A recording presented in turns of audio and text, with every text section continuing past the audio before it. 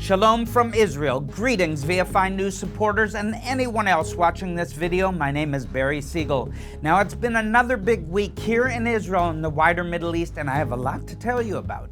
To start off with, the ceasefire with Hamas in the Gaza Strip came to a dramatic end early Tuesday morning when the IDF launched a massive air campaign against Hamas targets. Elsewhere, the rhetorical war between the United States and Iran has erupted into a direct kinetic confrontation. U.S. President Donald Trump launched strikes on the Houthis of Yemen and explicitly warned Iran that if they don't stop supporting the Houthis, he'll hit them next. This comes amidst Iran's refusal to accept Trump's invitation to negotiate a new deal covering Iran's nuclear weapons program, which is reportedly making worrisome progress. Meanwhile, on Israel's northern front, there is another battle brewing between the jihadist HTS regime in Damascus, led by Abu Muhammad al-Julani, and the Iranian-backed Hezbollah in Lebanon. All of that and much more is just ahead on this edition of VFI News from Israel.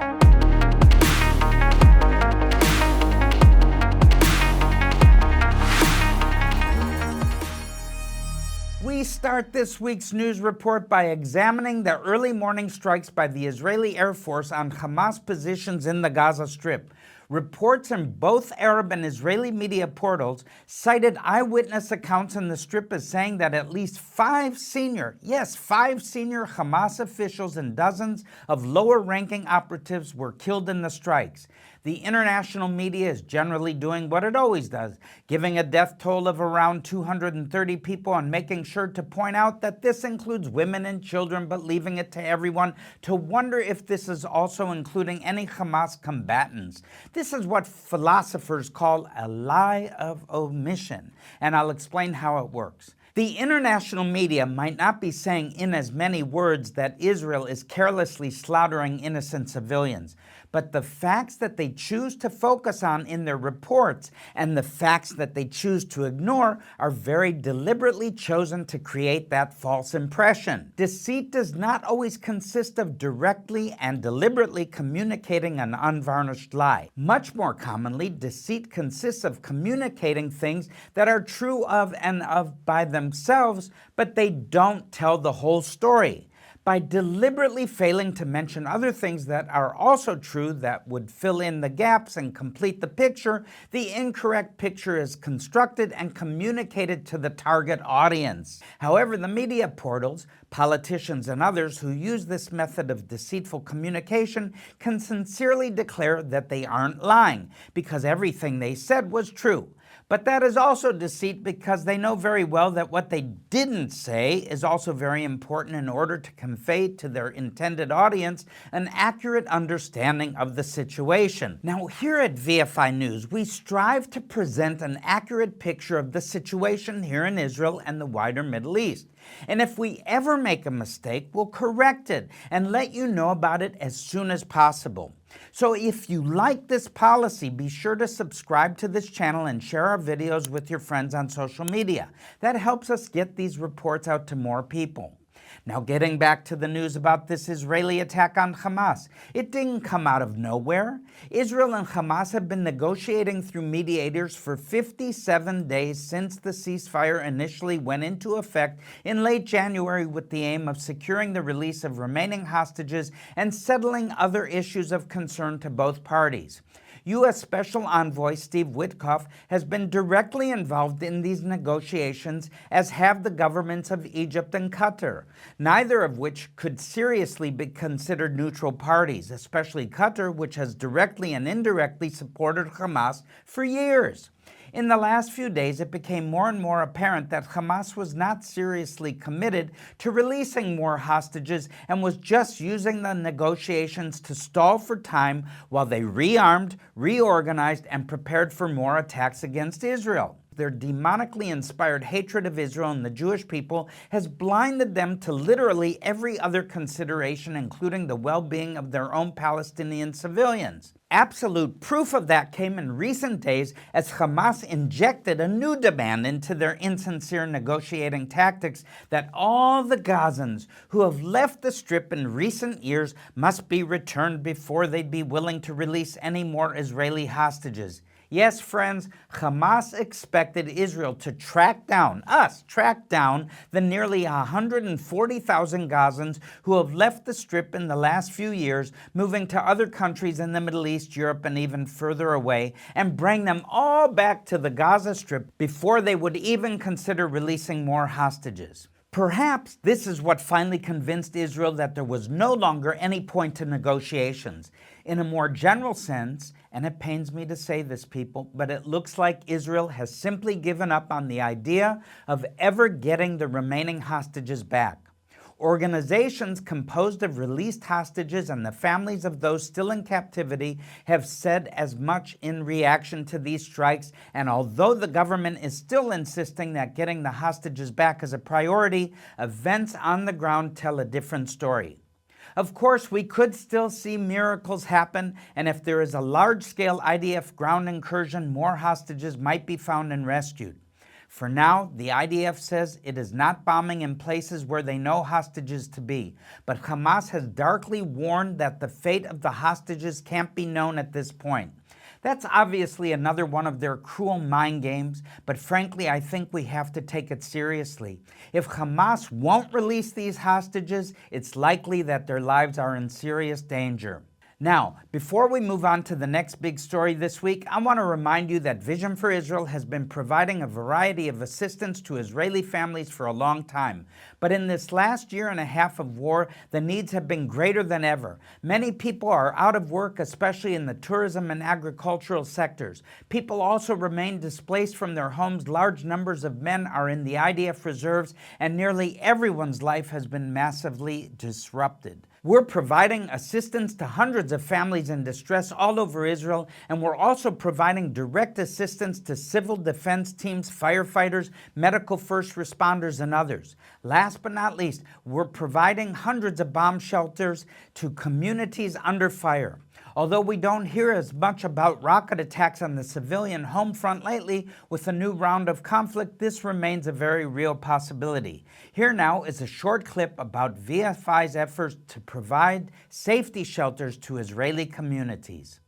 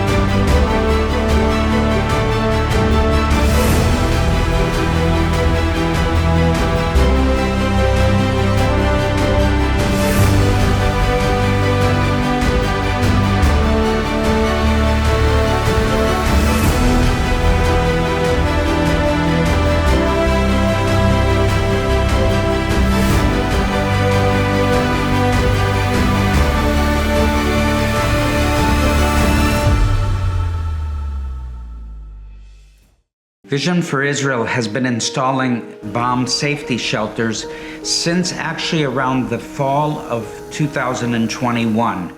During that year, there was a barrage of rockets that came into southern Israel, particularly by the terrorist group known as Hamas, and Israel had to find a way further in order to protect its citizens, its residents across the southern part of Israel. And so we sprung into action. We felt like this was a project that we had a personal invitation to fulfill. And it's important because when these projectiles, these missiles, these rockets, whatever that is that's thrown at Israel by its enemies, there is not only the potential for somebody being killed instantly, but also there's tremendous collateral damage and people that get wounded even from shrapnel. And so if you place a safety shelter at a bus stop, or in front of a high school or community center or a kindergarten or any kind of facility that's publicly accessible, the people can run into these shelters. The children can run and find safety in them and be protected from a rocket that lands and shrapnel is scattered, which could be mortally wounding people. So it gives not only a physical protection of security, but also an emotional sense of security that having a shelter that you can run to in the street, outside of a store, somewhere publicly accessible, not just in someone's home, but out in the open, gives a sense of security. And I always believe that it's important for us to refer to Scripture. In Psalm 91, the whole chapter talks about God providing us a shelter. And we have seen amazing deliverances from enemy rockets as a result. And now we've installed over 400 shelters across the southern and northern borders of Israel. And they weigh 30,000 kilos each, or that's 30 tons. And it's a lot of weight on rebar and concrete that's been specially mixed, and also with a special metal ramp that allows physically impaired people to be able to come up in a walker or a wheelchair on a moment's notice. In many of these areas, residents don't have any longer than between 5 seconds to maximum 45 seconds to get into a shelter to be protected. Well, welcome back to the VFI News. Now we'll zoom out a little bit and take a look at another big story this week, and that's the large-scale U.S. airstrikes on the Houthis in Yemen. These strikes started on Saturday evening, and they were aimed at Houthi headquarters, launch sites, and storage depots for ballistic and anti-ship missiles and other strategic assets. Trump administration officials said they very explicitly that the Houthis cannot be allowed to continue menacing cargo ships that are sailing in international waters through the Bab el-Mandab Straits, which link the Indian Ocean with the Red Sea. The de facto blockade the Houthis have imposed on passage through this waterway has cost the global economy billions of dollars. Ships carrying cargo from India and China, not to mention oil and liquefied natural gas cargoes from the Persian Gulf, are on their way to Europe, have had to circumvent the Cape of Good Hope around South Africa. I guess that's why there's a lot of hope down there. This has increased their travel time, and it can cost the operators as much as $50,000 a day. Every day these ships are at sea. I have no idea why it costs so much, but I guess fuel must be a big part of the cost, and also insurance, paying the crew, and so on and so forth. In any case, those costs get passed on to consumers like you and me, and it's one of the reasons inflation is so high all over the world. The Houthis began this nonsense over a year ago, saying they were supporting Hamas in Gaza in its war against Israel. The United States, British, and French, and a few others sent warships to the Red Sea to intercept weapons fired by the Houthis, and they even carried out a handful of strikes on launch sites. Israel also launched 5 large-scale airstrikes on Houthi strategic assets, including ports, which it uses to bring in weapons from Iran, as well as oil infrastructure. Now, President Trump, and I salute you, has said this situation is intolerable, and I agree. It's absurd that the United States and Europe, to say nothing of Egypt, which has also lost enormous amounts of money because no one is paying them for the privilege of passing through the Suez Canal, didn't already put a stop to this a long time ago. Yeah, why did it take so long? A very important side note, Yemen is a country with almost 40 million people, the overwhelming majority of whom live in abject poverty, disease, and famine, which are rampant. And this country also has a terrible long-term water crisis, making all the other problems there much worse. Why are they wasting their money? The Houthi regime ruling in Yemen does very little to help these people because they only care about doing whatever it takes to keep the money and weapons coming from Iran. This also is unacceptable to President Trump, who posted on Truth Social Monday a statement that, quote, every shot fired by the Houthis will be looked upon from this point forward as being a shot fired from the weapons and leadership of Iran, and Iran will be held responsible and suffer the consequences, and those consequences will be dire. Amen. All right, unquote. This is especially significant since the Houthis have indeed fired several anti-ship missiles at United States warships sailing in the Red Sea over the past few days. None of them hit American ships, but the fact that the Houthis really think they can successfully retaliate for these U.S. strikes is remarkable and also somewhat tragic. For the sake of the ordinary people of Yemen and the entire region, I hope this doesn't go on much longer, but there's reason to think it won't. White House National Security Advisor Mike Waltz said the United States strikes have been successful in eliminating several of the Houthi leaders and several launchers. Secretary of Defense Pete Hegseth added that these strikes would continue until the terrorist group ceases their military actions targeting U.S. assets and global shipping. Personally, I think the fact that the Houthis have not followed through on their threat to resume launching ballistic missiles at Israel is indicative of their diminished capacity for action. I'm also not sure if there will be a direct kinetic confrontation between the United States and Iran, but if there is, it won't happen only because of the Houthi issue. President Trump has been warning for weeks that he is interested in opening up negotiations to resolve the issue of Iran's pursuit of nuclear weapons. He even tried to recruit Russian President Vladimir Putin to act as an intermediary in such talks, but Iran has flatly refused to enter into negotiations, making all kinds of lame excuses to try and deflect attention from the fact that they simply don't want to negotiate with Trump because they know he won't let them mess around anymore the way all his predecessors did. This has brought the prospect of Trump's other option for dealing with Iran closer, and that, of course, is the option of attacking Iran's nuclear facilities and possibly other infrastructure.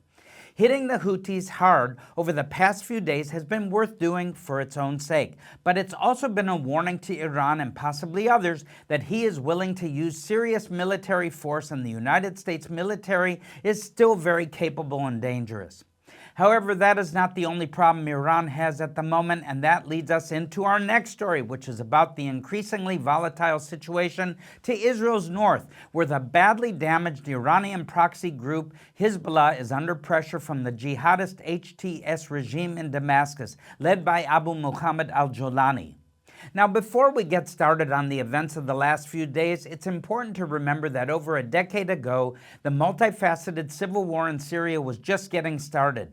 In those early days, an al-Qaeda affiliate called Jabhat al-Nusra was having great success in battles against forces loyal to the Assad regime and were, in fact, on the cusp of toppling the regime. But then, the regime began getting help from its allies, including Russia, Iran, and Hezbollah. The Hezbollah battalions that entered Syria were some of the toughest, most effective ground forces fighting on the side of the regime, and they were successful in pushing back Jabhat al-Nusra and the other Sunni jihadist factions. In the process, they committed many atrocities against Sunni villages in the southwest of Syria, and al-Qaeda made a public threat that as soon as the war against Assad was over, they'd make it a priority to settle accounts with Hezbollah.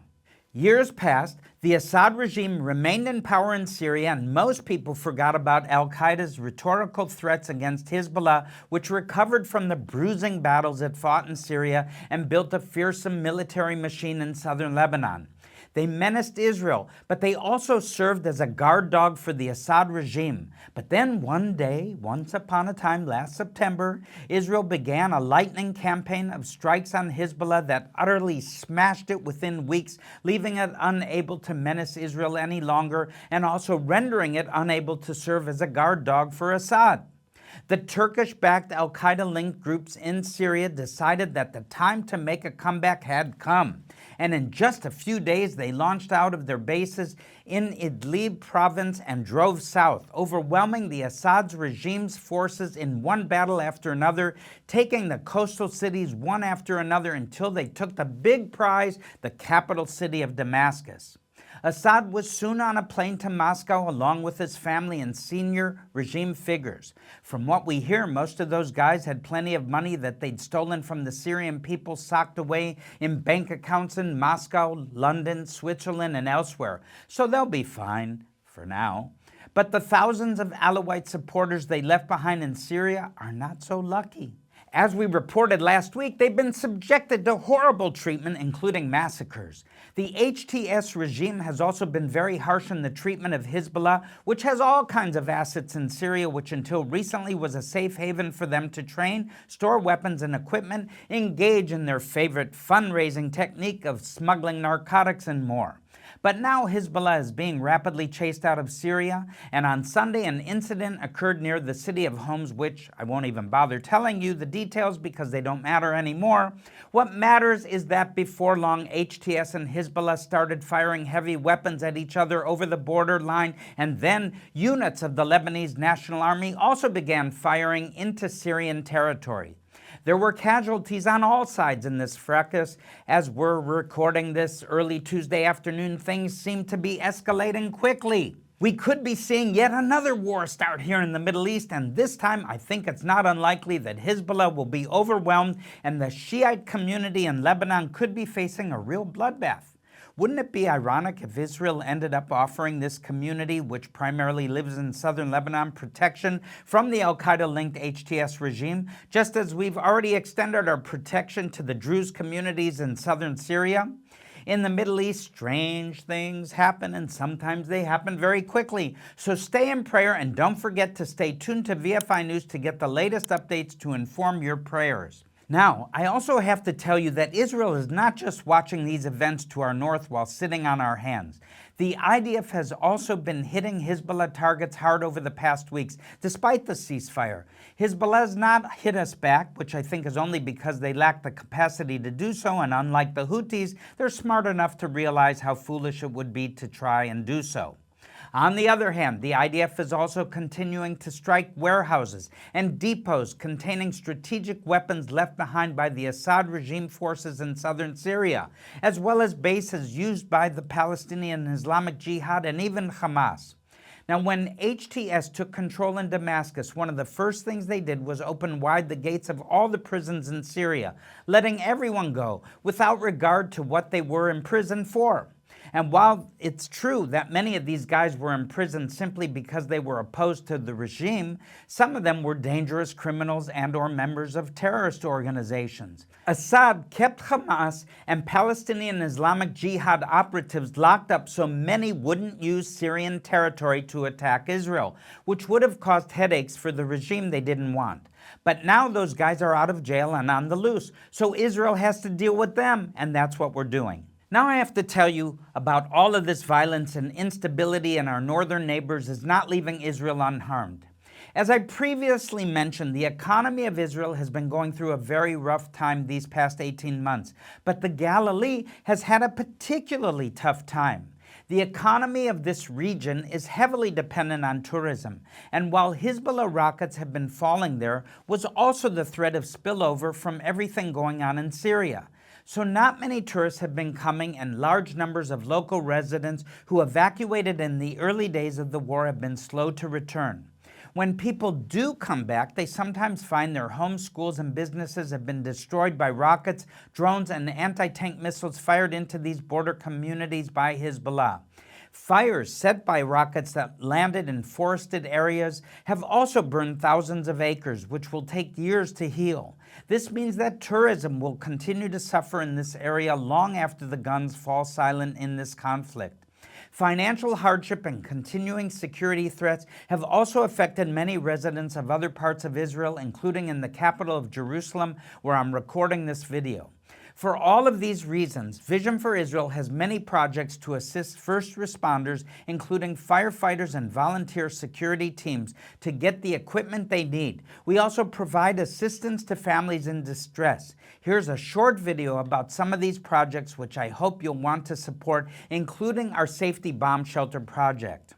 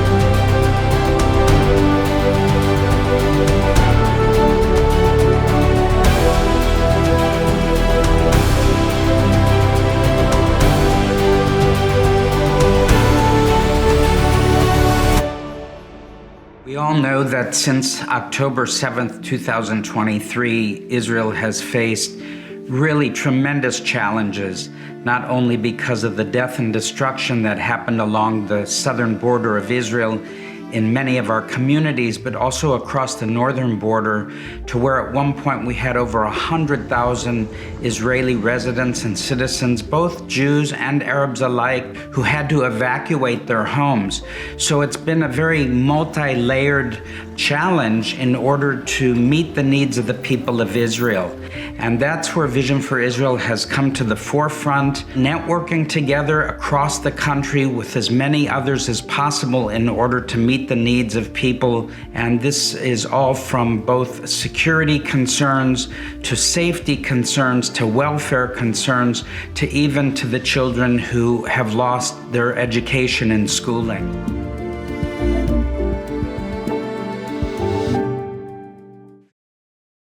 Welcome back, everybody. Now, Israeli Prime Minister Benjamin Netanyahu has moved to fire Shin Bet chief Ronen Bar following a report by the Shin Bet about the agency's failures leading up to the October 7, 2023 massacre of Gaza border communities by Hamas. This move is being condemned by many of Netanyahu's political opponents and even some of his allies as being a blatant attempt to deflect attention from Netanyahu's own failures and missteps, which the report also alludes to. However, Netanyahu and most of his allies are brushing off this accusation and even piling criticism on Bar for being part of the deep state that has been thwarting the will of the democratically elected Netanyahu-led right-wing factions in Israeli politics for many years. Friends, I won't make any comment on this except to repeat what I've said many times. The day will come when Prime Minister Benjamin Netanyahu will no longer be in power, and we need to look afterwards what will come. And when that day comes, many things will change very quickly, for better and for worse. Between now and then, we're all along for the ride, whether we like it or not. Now, we're out of time, so I'll continue the tradition of ending these reports with some good news, which, because this is the Middle East, is also kind of sad. Israeli defense companies like Rafael, Elbit, and Israel Aircraft Industries are having an absolute bonanza of exports to European countries who are finally waking up to their need to rearm in the face of the threat from Russia, and an increasingly disinterested United States industrial production is being ramped up. Workers are being hired and revenue is flowing in. Let's hope these weapons serve to deter Russia from attacking Europe and we never have to see them actually used ever and ever again. On that note, I'm Barry Siegel, and this has been another long episode of VFI News from Israel. But I want to add just one thing to all of you people. I see so many sensationalist headlines and news coming out of Israel and the Middle East, and I really want to tell you that this is about where the rubber meets the road. That's why VFI News is here to tell you the truth coming out of Israel and to give you a reflection on what is actually happening on the ground here. So God bless you and shalom. Pray for the peace of Jerusalem. They shall prosper that love thee. God bless you.